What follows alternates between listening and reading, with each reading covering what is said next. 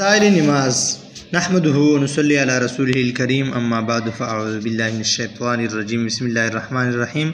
हज़रत सिर्री सक़ती रहमतुल्लाह अलैह एक औरत का हाल फरमाते हैं कि जब वो तहज्जुद की नमाज को कड़ी होती तो कहती, ए अल्लाह, इब्लीस भी तेरा एक बंदा है, उसकी पेशानी भी तेरे कब्ज़े में है, वो मुझे देखता है और मैं उसे नहीं देख सकती, तू उसे देखता है और उसके सारे कामों पर कादिर है और वो तेरे किसी काम पर भी कुदरत नहीं रखता।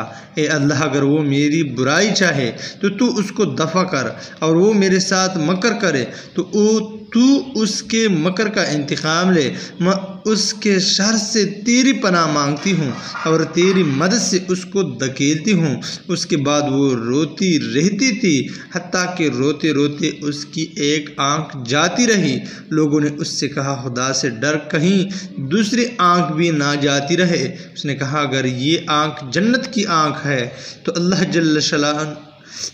जल्ल शानुहु उससे बेहतर अता फरमाएंगे, और अगर दोज़ख की आँख है तो उसका दूर ही होना अच्छा है।